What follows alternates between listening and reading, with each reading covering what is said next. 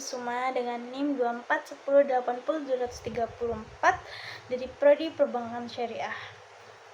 Oke, di sini aku mau ngejelasin nih teman-teman tentang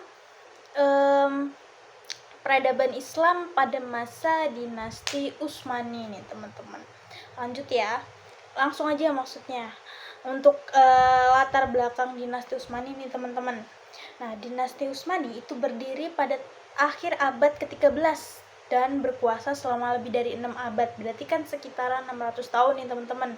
Yaitu dari tahun 1299 hingga 1924 Masehi. Lama banget teman-teman.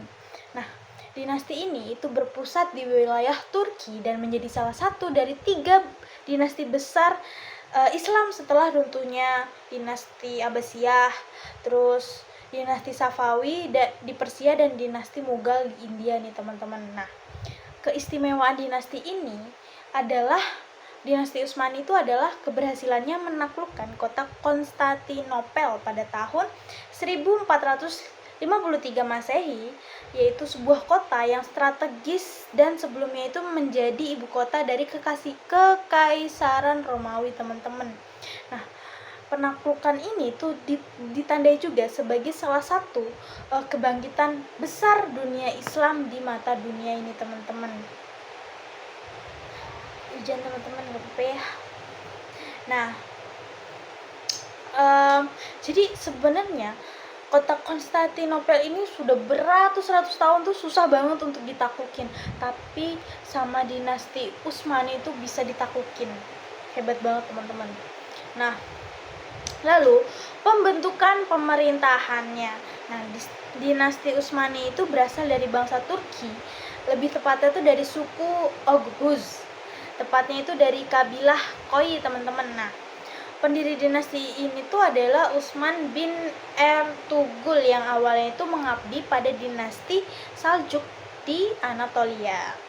Nah, setelah dinasti Seljuk ini runtuh teman-teman akibat serangan dari Mongol, Utsman itu menyatakan kemerdekaannya pada tahun 1300 Masehi dan mendirikan pemerintahannya sendiri nih teman-teman. Nah, dari sinilah dinasti Utsmani itu mulai berkembang menjadi kekuatan Islam yang besar dan disegani teman-teman.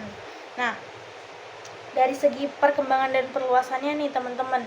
Nah, pada masa awal dinasti Utsmani itu mengalami pertumbuhan yang pesat. Nah, di bawah kepemimpinan Orhan. Nah, wilayah Utsmani itu mulai meluas ke Eropa. Untuk pertama kalinya pasukan Islam itu bisa menyeberangi Selat Dardanelia teman-teman. Nah, selanjutnya pada masa Murad I, wilayah kekuasaan Utsmani itu meluas hingga Balkan nih teman-teman, mencakup Serbia, Bulgaria, Makedonia, dan Kosovo nih teman-teman. Nah, namun dinasti Utsmani itu sempat mengalami kemunduran akibat kekalahan Bayezid I dari pasukan Timur Leng yang terjadinya itu pada tahun 1402 nih teman-teman Masehi di Ankara. Nah, terus tokoh-tokoh penting apa aja nih pada dinasti Utsmani? Nah, salah satu tokoh yang terpenting itu adalah Sultan Muhammad II atau Muhammad Al-Fatih. Nah, beliau ini dikenal sebagai pemimpin yang cerdas, visioner, yang berhasil menaklukkan kota Konstantinopel yang teman-teman sendiri tahu nih bagaimana susahnya menaklukkan kota tersebut nih teman-teman. Nah, beliau itu melalui perencanaannya militernya itu matang, terus penggunaan teknologinya itu dari segi meriam serta strategi logistiknya itu kuat teman-teman. Nah, jadi beliau tuh juga kenapa beliau tuh sebagai salah satu tokoh penting pada dinasti Utsmani ini teman-teman. Nah, lalu berikutnya ada tokoh Sultan Salim I yang berhasil menaklukkan Mesir dan mengalahkan dinasti Mamluk nih teman-teman pada tahun 1517 Masehi.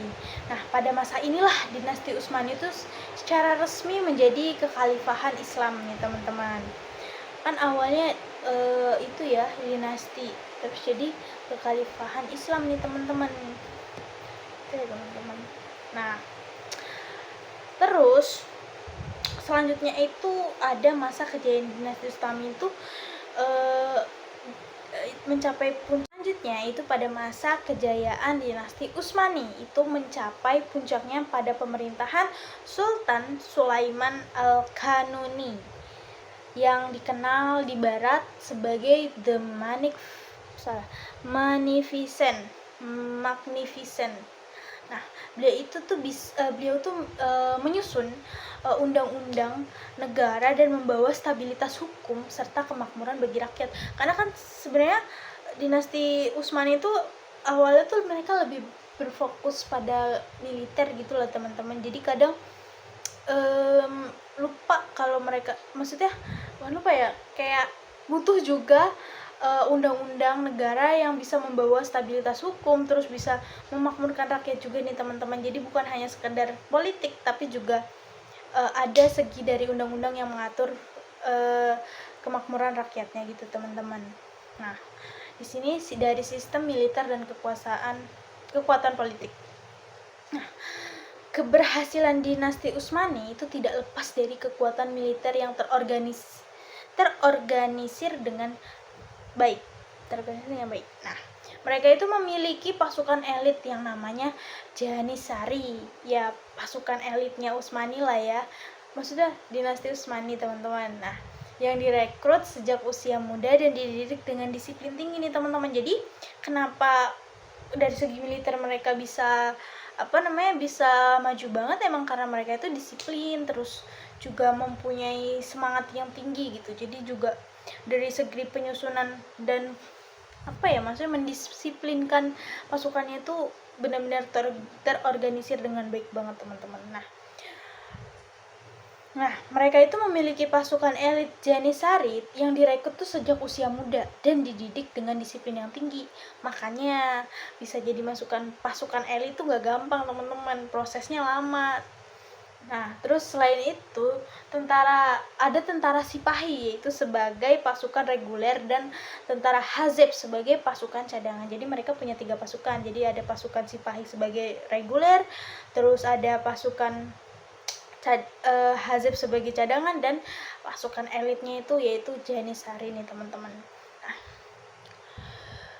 dan sistem militer inilah yang menjadikan dinasti Utsmani itu sebagai kekuatan besar yang ditakuti di Eropa dan di Asia ini teman-teman. Oke, lanjut teman-teman. Lalu dari segi ekonomi, kehidupan dan sosial nih teman-teman.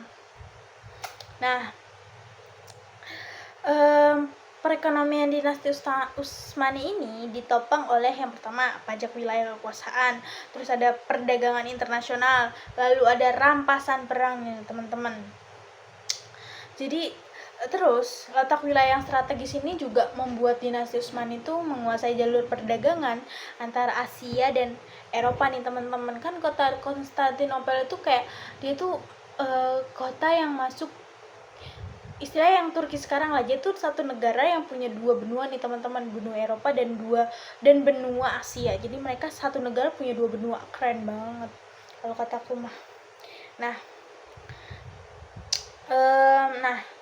jadi namun wilayah yang sangat luas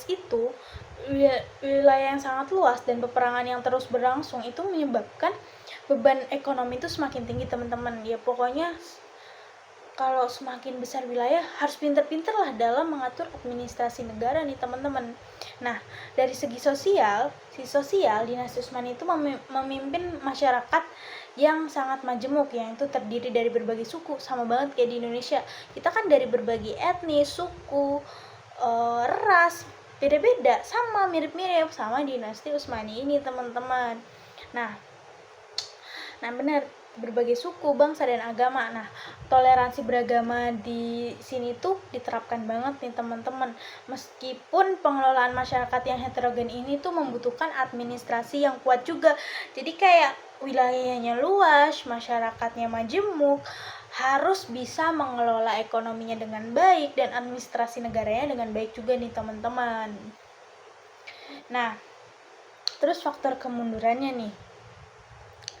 Memasuki abad ke-17, dinasti Utsmani itu mulai mengalami kemunduran. penyebabnya itu yang pertama lemahnya kepemimpinan para sultan nih teman-teman. Terus kemerosotan ekonomi akibat peperangan. Jadi kayak kan perang terus teman-teman. Perang itu kan juga membutuhkan yang namanya anggaran lah ya. Nah kalau perang terus tuh juga anggarannya juga terus dikeluarin gitu. Nah itu juga salah satu faktor kemunduran pada dinasti Utsmani nih teman-teman. Lalu gaya hidup mewah para penguasa. Nah ini teman-teman, aduh, gak zaman dulu, zaman sekarang pasti kenapa ya gitulah ya. Gak semua teman-teman.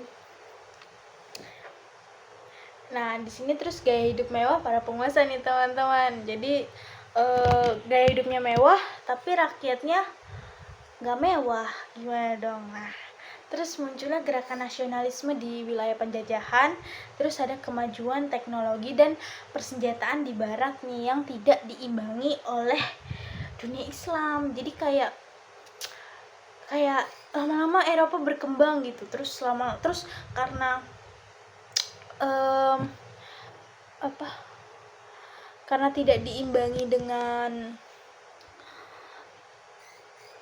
dunia Islam, jadi kayak lama-lama dinasti Utsmani itu semakin melemah gitu teman-teman. Terus akhir dari dinasti Utsmani ini. Nah, kemunduran dinasti Utsmani itu berakhir dengan runtuhnya kekhalifahan pada tahun 1924 nih teman-teman. 24 Masehi. Berarti itu sekitar 21 tahun lagi Indonesia merdeka tuh teman-teman. Nah, sistem kekhalifahan itu dihapus dan digantikan oleh Republik Turki di bawah kepemimpinan Mustafa Kemal Atatürk tuh teman-teman. Nah, coba bayangin teman-teman, kalau dinasti Utsmani masih berjaya gitu ya sampai sekarang, kayak keren banget sih kalau kata aku juga. Nah, pemerintahan ini tuh menandai berakhirnya kekuasaan Islam terbesar dalam sejarah dunia teman-teman.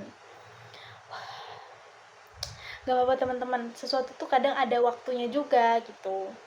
Nah, karena kita udah di akhir dinasti, kayaknya udah nih teman-teman.